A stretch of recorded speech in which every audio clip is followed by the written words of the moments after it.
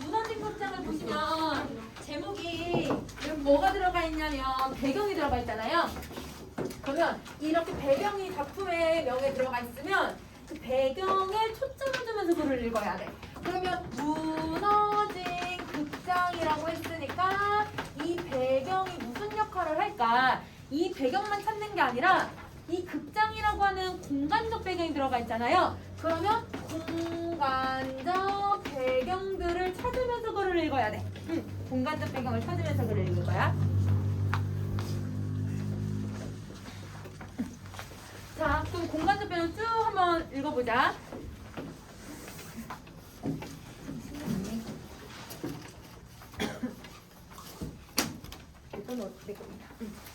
자, 여러분 첫 번째 1번 갑시다.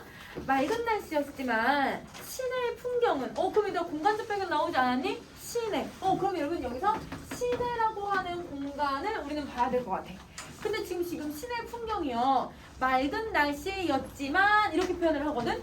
그러면 이 시내랑 맑은 날씨와 지금 대조되는 모습인 것 같아요. 그러면 이게 대조가 됐을 때 어떤 효과를 낼지 한번 생각을 해보자. 날씨는 맑아. 근데 시내 풍경은 어떤지를 찾으면서 얘의 효과를 한번 찾아볼게요.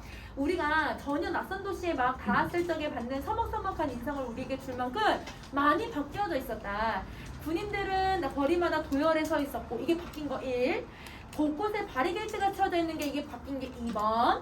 불타버린 건물들 바뀐 거 3번. 타늘에 남아있는 포도에다 거리에 이게 4번. 우린 마치 전쟁이 한바탕 휩쓸고 지나가는 듯한 느낌을 받았다. 그러면 여러분 시내가요 1번부터 4번까지의 모습으로 바뀌었어요. 근데 지금 모습을 보면 어때 얘들아? 좀 약간 군인들 있고 군인들이 막 바리게이트 치고 있고 얘들아 막 뭔가 얘들아 뭐 통자국도 있고 이게 얘들아 되게 삼엄한 분위기가 있는 거지. 그러면 여기서 삼엄한 분위기가 나타나고 맑은 날씨는 얘들아 되게 쾌청한 날씨니까 극명하게 대조가 되면서 이 삼엄한 여러분 이 도시의 분위기를 더 부각하고 심화시키는 역할을 하고 있다. 항상 여러분 배경은 대조가 되면 심화. 배경이 얘들아 인물의 심리랑 대조돼도 심화. 얘들아 심화의 기능을 가지고 있다라고 생각을 해주시면 돼요. 자, 그래서 태양은 더 뜨겁고 하늘은 맑고 푸르게 느껴졌다. 사람들은 무관심한 표정 속에 흥분을 감추고 있었고 서로들 경계심을 풀지 않으면서도 비상시의 사람들답게 날카로운 호기심과 분노에 떠는 표정을 간간히 지어 보이고 있었다. 근데 내가 사람들 표정도 한번 봐봐. 내가 사람들 무슨 표정을 짓고 있냐면 좀 약간 이중적인 표정을 짓고 있는 것 같아. 첫 번째는 호기심. 자, 그 다음에 사람들 얘들 또 무슨 거냐면 분노.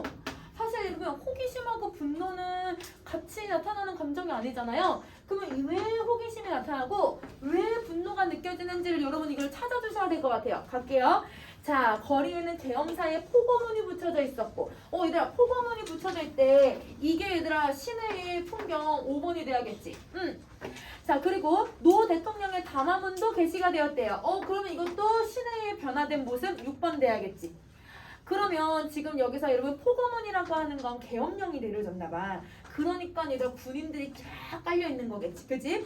그리고 여러분 노 대통령 했을 때 이 노자가 무슨 노예요? 늙은 노자죠. 그죠? 나이가 든 대통령이라고 했으니까 계엄령을 내렸고 이런 상황인 경우는 여러분 두 개밖에 없을 것 같아. 얘들아 박정희 때랑 그 다음에 얘들아 이승만 정권밖에 없을 것 같은데 그러면 여기서는 나이가 더 많이 들었다? 그러면 여기서는 이승만 정권이라고 생각을 해주시면 되죠. 그러면 지금 이승만 정권에 대한 사람들의 분노를 얘기하려고 하는 건가? 이렇게 생각을 해보자. 집총, 얘가 총을 든 군인들은 호각을 불면서 시민들이 혹시 대열을 지어서 데모라도 벌일까봐 경계하고 있었다. 시민간인들은 군인들의 시선을 피해서 우울하게 하늘을 올려다보고 있었다. 태양은 직접 도시의 상공에 접근해왔고 바람은 더운 기운을 내뿜고 이윽고 우리는 도시지대를 벗어나고 있었다. 그러면 여러분 여기서의 호기심이라는 건 지금 무슨 상황이지? 이 상황이 어떻게 돌아가고 있지? 아까 얘들아 또 데모를 일으킬까봐 얘들아 지금 이 군인들이 얘들아 지금 삼엄하게 경계를 서고 있다고 했잖아요. 그러면 민주주의에 대해서 어떻게 될까? 민주주의에 대한 어떤 시위를 벌였을 때 또 데모를 일으켰을 때 어떻게 됐을까라고 하는 호기심을 가지고 있었겠지. 그래서 이 두 가지의 감정이 지금 시민들에게 공존하고 있다라고 생각해 주시면 될 것 같아요. 자, 시내에서 이제 다른 곳으로 갔어요. 우리는 중량구까지 시내버스를 타고 가서 거기에서 서울을 벗어났다. 우리는 망우리 입구에서 시외버스를 내려 허덕허덕 걸어 올라가기 시작했다. 그럼 자, 여러분 시내에서 망우리 입구까지 왔어요. 자, 망우리 입구까지 오고 얘들아 다시 또 허덕허덕 걸어 올라가서 하늘은 여전히 한가로운 느낌을 주는 푸른 빛깔을 띠고 있고 공동묘지에 도착했네요. 그럼 여러분 공동묘지에 왔어요. 그러면 여러분 공동묘지는 사람이 죽어서 가는 곳이잖아. 그곳에 지금 나뿐만 아니라 다른 누군가가 여기에 왔어. 그럼 왜 왔는지도 우리 찾아봐야겠다. 그치?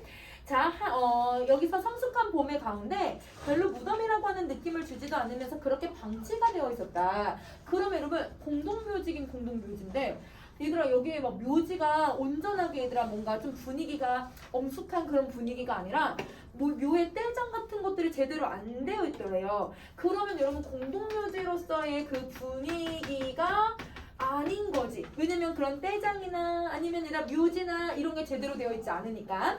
자, 그 다음에 그럼에도 거기에는 죽은 사람들의 고단한 혼백이 닥치닥치 붙어 있었다. 죽음은 다만 광물성의 의미밖에는 가지고 있지 않는 것 같았다. 부정선거와 오도된 민주주의를 규탄하다가 죽어버린 21살짜리 청년의 시체가 여기까지. 그럼 여러분 시대대병 확실히 할 수 있겠죠? 부정선거가 일어났대요. 그럼 여러분 부정선거가 일어났던 건 여러분 살구혁명에 대해서 이야기하는 거잖아. 아, 이승만 정권에 대해서 얘기를 하고 있는 거고 이승만 정권이 저질렀던 부정선거와 그 다음에 오도된 민주주의. 자, 여러분 오도가 무슨 뜻이에요? 오도. 오도는 오가 오류라는 뜻이고 도가 길도자거든. 그릇된 방향으로 가다라는 뜻이야. 그릇된 방향으로 간 민주주의. 그럼 얘들아 맨 처음에 이승만은 여러분 남한은 미국의 얘들아 비호 아래 여러분 우리 민주주의를 표방하면서 정권이 들어선 거였잖아요. 근데 사실은 얘들아 민주주의가 실현이 됐었던 거예요. 독재가 일어났었던 거잖아. 그치? 그러니까 그 독재가 오도된 잘못된 민주주의였었다. 그러면 이거를 여러분 규탄 시위가 일어났던 거네. 그러면 그 규탄 시위가 그러면 우리는 4.19 혁명을 얘기하고 있는 거구나. 이렇게 여러분 시대적 배경을 유추해 주시면 될 것 같아요. 자, 그 다음에 다시. 근데 이때 얘들아 이 사건으로 인해서 지금 21살짜리 청년이 시체가 되었대. 그러면 여러분 여기 있는 나는 이 21살 청년의 시체를 보려고 이곳에 온 거네요. 공동묘지에. 그럼 이게 누군지 한번 봐보자. 자, 그 가운데 있으리라는 증거가 발견될 수는 없었고 우리는 평길이의 무덤을 찾아내라고 애를 썼다. 이게 바로 평길이. 자, 그리고 1시간 이상이나 헤매서야 간신히 찾아낼 수가 있었다. 하지만 평길이의 무덤은 설사 그것이 평길이의 무덤이라고 하는 것이라고 무덤이라는 걸 인지한다 하더라도 평길이와 관련이 없을 것처럼 보여졌다. 왜 그럴까 얘들아? 아까 얘들아 공동묘지 같은 분위기가 아닌 것 같았다고 했잖아. 그러니까 얘들아 제대로 묘지가 안장이 제대로 안 돼 있는 상태인가 봐. 그러면 여러분 평길이의 무덤이 온전한 상태는 아니었던 것 같아요. 자, 여러분 우리 그 사람이 죽으면 여러분 우리 이제 수의를 입히고 관에 묻고 혹은 이제 관에 묻은 다음에 얘들아 뭐 또 화장하는 분들은 이제 화장하고 이제 도자기에다 이렇게 유골을 넣어 놓잖아요. 그런 과정에서 여러분 사람들은 이 후손들은 무슨 생각을 하냐면 가실 때라도 더 좋은 거 해드려야 되겠다. 그래서 수의를 이제 몇백만 원짜리 하시는 분들도 있어. 그러니까 선생님 할아버지들 돌아가실 때 할머니들이 갈 때 잘 가라 막 이러면서 우리 할아버지들 가실 때 진짜 수의 얘들아 300만 원짜리 막 이런 거 했거든요. 우리 이제 외할머니가 그랬어. 통이 흐려가지고 할아버지 갔을 때 곱게 할아버지가 옷을 되게 좋아하셨어서 옷 예쁜 거 입고 가시라고 해가지고 300만 원짜리 옷 했어.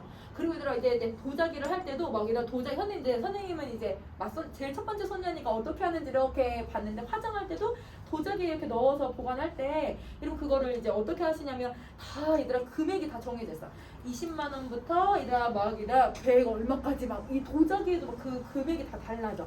그러니까 이제 거기서 이제 형제들끼리 싸우는 거야. 더 좋은 거 해야 된다. 돈 없다. 막 이러면서 막 싸우면서 그래서 막 그런 것들을 하거든요. 그러면 사람이 죽었을 때 뭔가 더 좋고 더 좋은 걸로 무덤을 만들어주고 싶고 또 더구나 얘들아 이렇게 해서 억울하게 죽은 이 젊은 청년이니까 그런 무덤이 온전하게 있어야 그나마 얘들아 이 후손들이나 다른 그걸 보는 사람들이 마음의 위로를 받을 수 있는데 근데 그게 아니라 이런 상태니까 이 나와 친구들은 어떤 마음이 드냐면 친구를 잃은 상실감뿐만 아니라 어떻게 이 젊은 내 친구가 이렇게 죽어야 되는 거지? 이런 분노가 더 일어나지 않을까라고 생각을 해주면 될 것 같아. 자, 그다음 다시 갈게. 자, 근데 여기서 우리는 죽어버린 친구가 결국은 시체를 남기지 않았다라는 그런 느낌을 받았다. 그러니까 죽음이 믿기지가 않는 거야. 내 친구의 죽음이 믿기지가 않는다. 이렇게 얘기를 하고 있는 거지. 근데 그런 상태에서 자, 선생님이랑 지금 얘기하는 부분에다가 이제 이렇게 표시할게요. 우리는 이라고 하는 부분부터 이렇게 시작을 해봅시다. 우리는 이렇게 껍질 표시할게요. 종달새 소리를 들었대. 그럼 이런 종달새 소리 얼마나 맑고 깨끗해. 그치? 그래서 여러분 청각적인 이미지 듣고 있고 소나무 사이를 거쳐오는 바람 소리를 듣고 있대요. 이들 그럼 바람 소리니까 되게 쾌청한 봄바람 소리일 거야. 왜? 살구혁명이 있었던 때니까 봄바람 소리 청각적인 이미지 들어갈 거예요. 자, 그 다음에 강인한 생명력을 움트고 얘들 가지고 움을 트는 잡초를 봤대요. 시각적인 이미지를 드러내고 있네요. 자, 그 다음 뜨거운 태양의 냄새를 풍기는 여러분 소주를 핥았대요. 그럼 여러분 이거는 후각적인 이미지까지 이렇게 정리할 수 있겠다. 그럼 여러분 지금 친구의 무덤에 와서 내가 느끼는 거는 지금 이런 오감각의 이런 이미지들을 막 느끼고 있는데 그 이미지가 어떤 분위기를 만들고 있는지 한번 생각을 해봐야 돼요. 자, 여러분 되게 절망적이고 우울하고 얘들아 뭔가 얘들아 막 비관적인 그런 분위기를 형성하고 있나요? 특히 얘들아 예를 한번 봐줘. 여기 시각적인 이미지 잡초. 여러분 이 잡초가 어떻게 되어 있어 얘들아? 강인한 생명력이 우미 트는 얘들아 그 잡초처럼 보였고 또 얘들아 이 후각적인 이미지 한번 보세요. 후각적인 이미지에 뭐라고 되어 있냐면 태양이 얘들아 막 이글이글 타오르는 여러분 그 소주에 얘들아 그 알코올 냄새 확 지르는 그 냄새를 맡고 있대. 그러면 여러분 이게 여러분 강인한 풀 그 다음에 여러분 태양의 그 뜨거운 뭔가 여러분 열기 이렇게 표현을 하고 있거든요. 이거는 여러분 부정적인 이미지가 아니죠. 자, 우리 이렇게 한번 봅시다. 우리 여러분 현대시에서도 나타나듯이 1960년대, 70년대 민중시들을 좀 보면 여러분 우리 누룩 여러분 했죠? 하지 않았니? 수업 하지 않았니? 거기도 보면 여러분 우리 그 1960년대, 70년대 그 민중들을 혹시 다른 말로 뭐라고 불렀는지 혹시 아니 얘들아? 민초라고 불렀거든?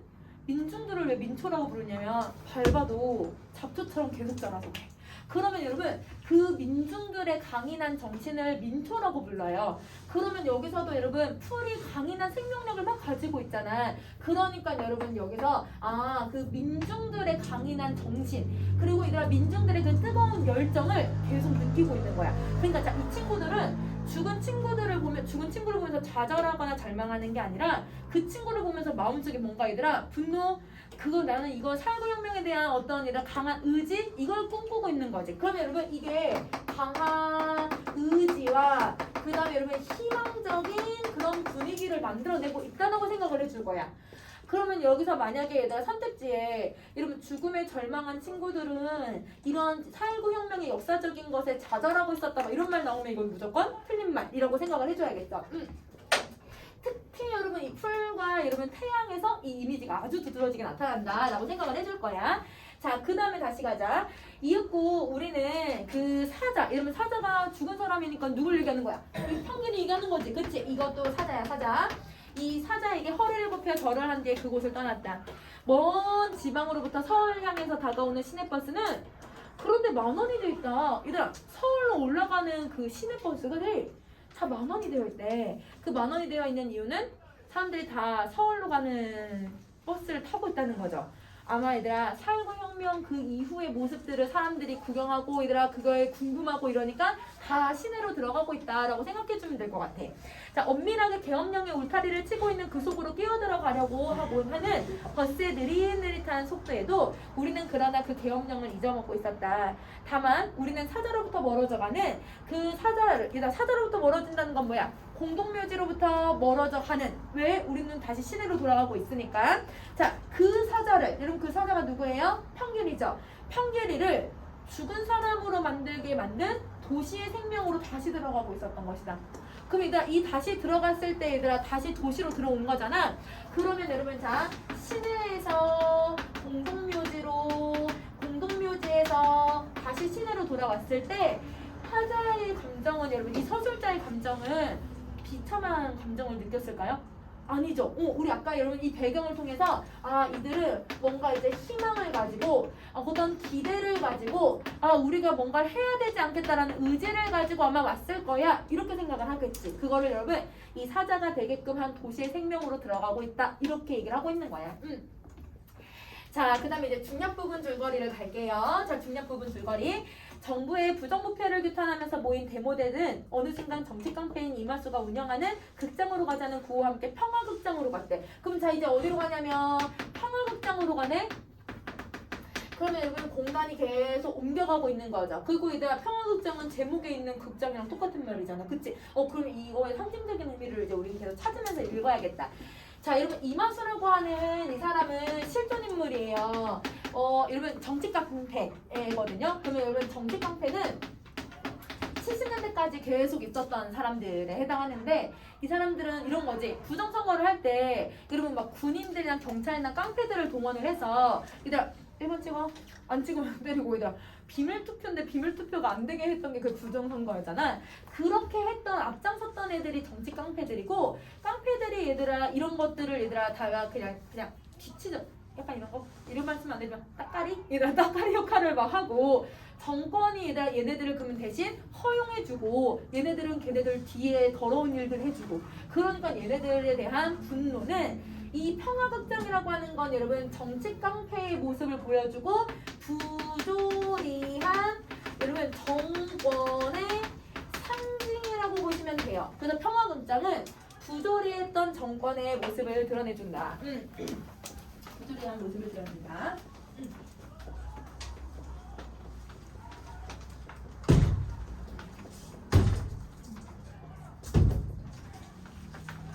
그러면 이 평화극장에 사람들이 왜 가는지 아시겠죠? 사람들은 일단 이 정권에 대한 이 분노를 여기에 가서 이제 해소하려고 이제 이곳으로 가는 거야. 그러면 이곳에 얘들아 데모대들이 간 거는 맨 처음에 의도는 이런 의도였을 거야.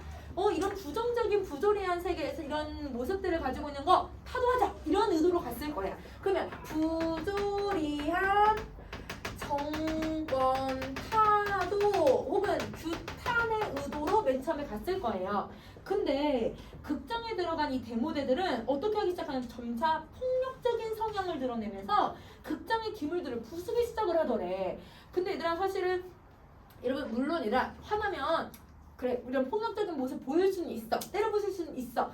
근데 얘들아 기물 파손도 사실은 법적으로는 잘못된 거야. 근데 얘들아 이 사람들이 다 같이 있고 여러 명이 모여있고 뭔가 목적을 가지고 있다고 생각을 하니까 기물 파손을 정당화하는 거지. 그러니까 도의적인 행동들을 당연하게 해버리는 거야. 그러면 여기서 사람들의 데모대에 얘들아 실체가 드러나요. 그 실체가 어떻게 드러나는지 그 다음을 한번 살펴봅시다.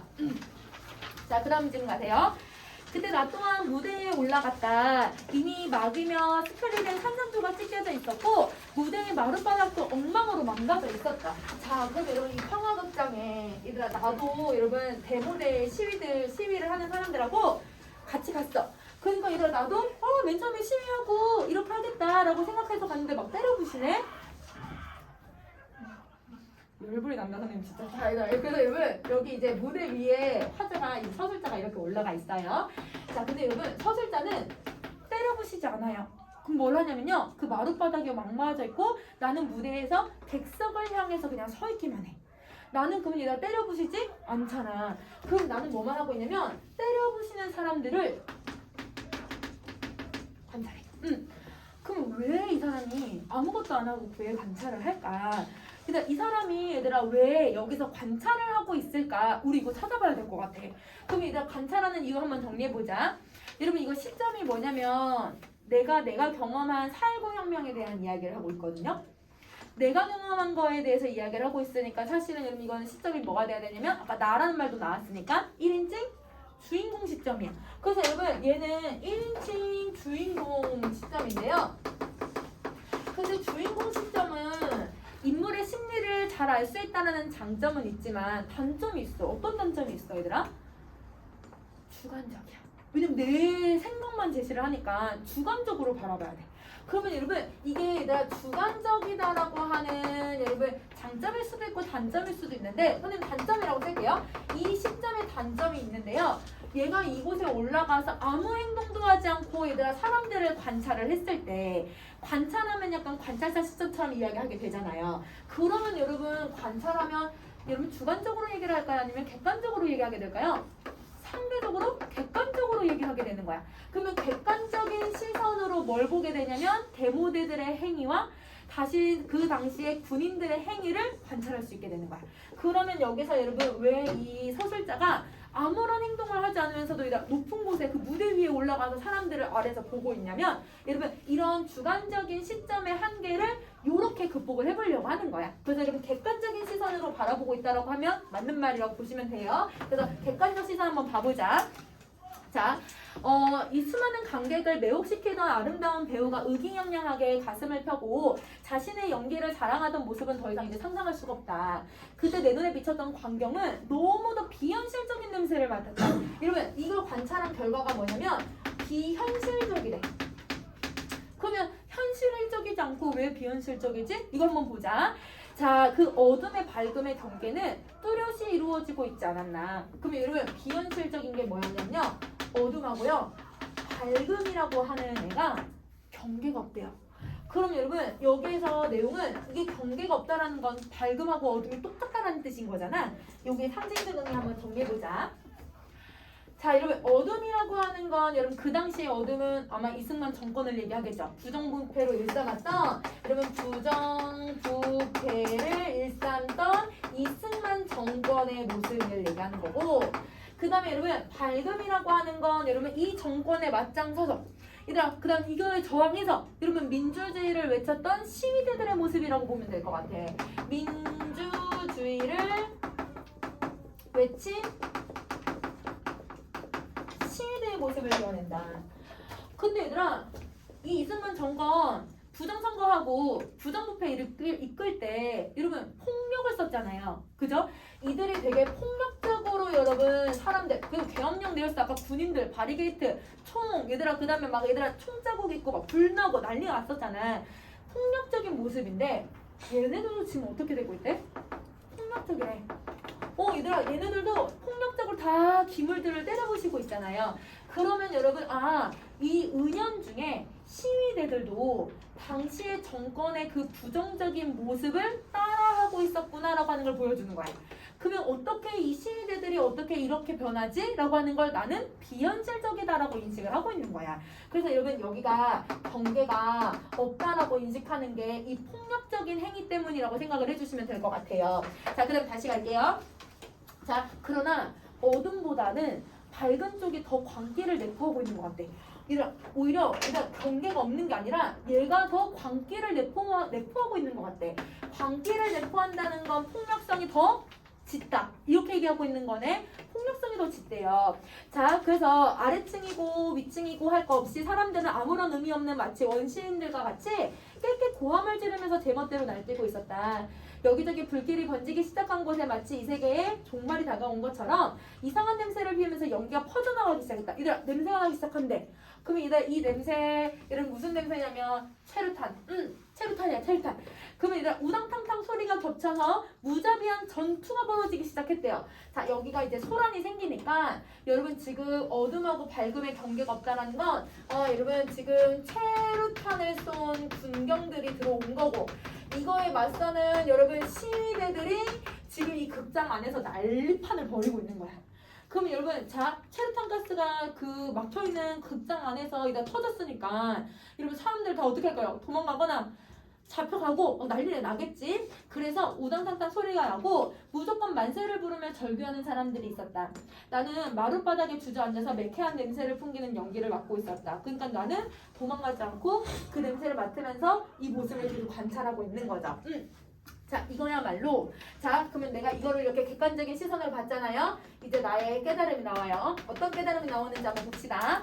이것이야말로 사람들이 불만스러워할 때 막연히 느끼는 방심 상태일지 모른다. 여러분, 깨달음 첫 번째, 이런 모습은 방심 상태다. 여러분은 밑줄만 그어도 될 것 같아. 자, 그 다음 원시적이고 본능적인 무질서로서의 해방 상태였다. 자, 여러분, 원시적이고 본능적이고 그 다음에 이게 해방 상태까지 갔대. 자, 이런 본능이야말로 체류탄을 맞으면서도 애써 진행시켜갔고 대열을 만들어갔던 데모의 어느 한쪽 면이 아니겠는가. 여러분, 이게 여러분 데모의 이중적인 속성이래요. 지금 선생님이 1번, 2번, 이제 4번까지 쓸 거거든. 4번의 이 모습들이 이 데모의 양면성이래요. 그러면 뭘 깨달은 거냐면 데모의 양면성을 깨닫고 있는 거네. 그러면 데모에 어떤 양면성이 들어가고 있는지 한번 더 볼게. 자, 그러니까 데모의 바깥쪽에서는 법률적인 거, 도덕적인 거, 종교적인 거, 심지어 신화적인 것들이 이것을 지켜주는 것처럼 보여. 그러니까 이런 데모의 이면은 이런 시위를 하고 민주주의를 규탄하고 있고 민주주의를 열망하고 있고 부정부 선거 규탄하는 모습을 보니까 와, 멋있다 이렇게 생각할 수는 있지만, 그런데 여러분 그 데모의 안쪽에서는 이런 도치, 여러분 이런 도치라는 건 방심 상태, 무질서로서의 그런 모습, 이런 공동무의식이 잠재되어 있었던 것이다. 그래서 여러분 공동무의식이 있대요. 자, 그럼 또 하나 더 갈게요. 오류에 빠진 질서를 파괴하여, 여러분 오류에 빠진 질서가 아까 누구랑 의미가 똑같냐면 앞에서 오도된 민주주의 했던 거 기억나니? 그거랑 똑같은 말이야. 자, 오류에 빠진 질서는 오도된 민주주의랑 똑같은 말이야. 그러니까 이걸 쉽게 말하면 이승만 정권을 얘기하는 거네. 그러면 이승만 정권을 파괴해서 인간을 속박시켰던 것들을 풀어내고, 이제 인간을 속박시켰던 걸 풀어냈다는 건 뭐예요? 독재를 풀어내고 그리고 구차한 사회생활의 규범과 말 못한 슬픔과 부정부패에 대한 울분을 훌훌 떨쳐버리고. 여러분 여기까지는 이 데모의 긍정적인 측면이지. 맞지 얘들아? 데모의 긍정적인 측면이야. 근데 하나의 당돌한 무질서 상태를 만든 것이다. 그럼 여러분 하나의 당돌한 무질서 상태를 만들어냈대요. 이거는 데모의 부정적인 측면. 여러분 혹시 여러분 LA 미국에서 여러분 한인타운에서 여러분 LA 파동 일어났던 거 혹시 아세요? 거기 보면 원래는 얘들아 흑인들이 흑인을 어떻게 했냐면 그 미국 경찰들이 5명이 진짜 얘들아 이 사람 손도 안 들고 있었고 얘들아 그냥 투항했고, 얘들아 그냥 이 사람 아무것도 안 했는데 그 흑인이 얘들아 흑인이라고 하는 이유만으로 과잉징압을 해서 얘를 죽였어. 그 흑인을. 그 죽인 사건 때문에 흑인들이 들고 일어난 거야. 흑인들이 들고 일어난 건 얘들아 이거 맨 처음에 들고 시위가 일어난 거는 옳지. 왜냐면 인권이 정해져 있고 얘들아 유색인종 차별하면 안 된다라고 하는 규탄 시위니까 이거는 옳은 행위잖아요. 근데 이게 이상한 방향 쪽으로 가요. 누구에게 타깃이 갔냐면 다른 유색 인종들한테 타깃이 간 거야. 흑인들이 얘들아 한인타운에 가서 얘들아 다 때려부시고 한인 사람들 그냥 총질해서 다 죽여버리고, 그 다음에 얘들아 거기 그냥 아무런 이유 없이 그 사람들이 다 같이 몰려 있으니까, 그러니까 얘들아 한 개인은 얘들아 내가 한 대 때리면 티가 나잖아. 근데 여러 사람이 얘들아 한 대씩만 때리면 얘들아 죽을 수도 있는데 이걸 도의적인 책임을 안 져도 된다고 생각을 하나 봐. 그런 본능이 온 거야. 그러니까 얘들아 그 흑인들 다 때려부셨거든요. 그러면 여러분 그거는 옳다고 볼 수 있을까? 그 시위의 이면의 모습은 그거는 부정적인 측면이 되는 거지. 이것도 똑같은 거야. 여러분 살구혁명에 대해서 부정부패에서 얘기하고 얘들아 규탄 시위한 거는 긍정적인 측면이야. 그러니까 평화극장에서 맨 처음에 간 얘들 의도는 옳은 거지만 데모들이 얘들아 이런 식으로 때려부시고 폭력성을 보인 거는 한계다. 이렇게 생각을 하는 거야. 그래서 여러분 여기서 사람들은 조만간 극장을 모두 태우고 말 거다. 여기저기 어느덧 불길은 심상치 않은 세력으로 번져가기 시작했고 사람들은 더 흥분을 했다. 그러면 얘들아 이 데모의 부정적인 측면이 더 기세를 나타낼 것이다. 이렇게 얘기를 하고 있는 거네. 그럼 여러분 이 작품의 내용은 이렇게 정리하고요. 이거 이제 상징적인 의미 조금 더 얘들 해제 통해서 한번 볼게요. 그 전에 일단 제목을 보세요. 자, 제목은 무너진 극장인데 아까 극장은 이마수 거였잖아. 이마수는 여러분 그 당시에 부정부패를 일삼았던 이승만 정권의 따까리였으니까 얘들아 약간 부정적인 측면이라고 보면 이게 이승만 정권이라고 본다면 그러면 이게 무너졌다라는 건 몰락을 얘기하는 거니까 이승만 정권의 몰락을 여러분 이렇게 제목을 통해서 암시하고 있다라고 생각해 주시면 되고 이게 제목의 의미고 자 그럼 이거 정리 다 하셨으면 그러면 선생님이랑 15쪽에 해제 보면서 수능 특강에서는 이 작품을 어떻게 해석하고 있는지를 선생님이랑 한번 살펴보자. 자 15쪽 가세요. 자, 이 작품은 이승만이 하야 성명을 발표한 4월 26일과 그 전날인 25일을 배경으로 4.19 혁명이 벌어진 구체적인 상황을 생생하게 그려내고 있다.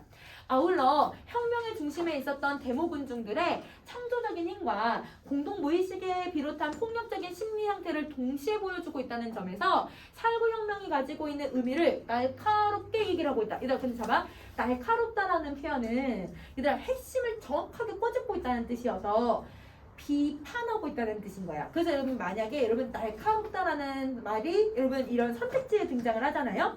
비판하고 있다 이렇게 생각을 해주면 돼. 그래서 여러분 비판이라고 써주시고 우리는 이렇게 한번 정리를 한번 해보자. 자 데모대는 지금 두 가지의 측면을 잘 드러낸 소설이래요. 첫 번째 측면이 어떤 측면이 나왔냐면요. 창조적인 힘을 가지고 있대요. 근데 얘들아 창조적인 힘만 갖고 있는 게 아니라 공동무의식을 가지고 있대. 그러면 여러분 데모대들이 무슨 뭘 만들어내? 만든 거 있잖아 얘들아. 뭘 만들어냈어?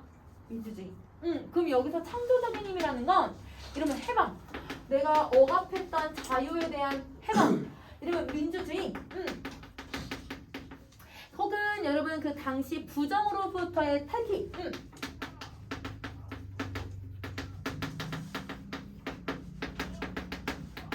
이걸 만들어낸 거네. 그러면 이거는 여러분 4.19 혁명이 가지고 있는 어떤 모습으로 볼 수 있냐면 의의라고 보시면 되는 거네요. 그러면 물론 4.19 혁명이 실패하긴 했지만 여러분 이 데모대들 덕분에 얘들아 4.19 혁명이 가지고 있는 의의가 이런 게 있었다. 민주주의에 한 발짝 도달할 수 있었다. 이런 의의가 있다는 거잖아요. 근데 공동무의식이라고 하는 건 여러분 요거잖아요. 데모의 부정적인 측면. 그치? 그러면 이 공동무의식이라는 건 여러분 이게 통합적인 사람들의 본능인 거야. 우리도 다 때려 부셔야겠다 라고 하는 본능. 근데 얘들아 이런 모습은 아직은 우리가 한 번도 얘들아 민주주의를 얘들아 가져본 적이 없었기 때문에 우리가 가지고 이제 우리가 좀 뭐라고 하지? 덜 성숙된 시민이었었던 것 같아. 그러니까 이런 거가 당연시 되었던 시대가 있었던 거지. 근데 이거는 이런 측면은 부정적인 측면이라고 했잖아요. 그러니까 이런 모습이 4.19 혁명에서 한계점으로 도달한 건 아닐까라고 작가는 생각하고 있는 거야. 그럼 작가는 4.19 혁명의 의의나 한계를 이 소설에서 아주 잘 꼬집고 있는 내용이라고 보면 되겠네. 그래서 얘들아 1인칭 주인공 시점을 썼음에도 불구하고 객관적인 시선에서 이야기를 하고 있다라고 설명할 수 있을 것 같아. 그러면 여러분 전체 줄거리는 여러분이 한번 읽어보시면 내용 정리 해주시면 돼요.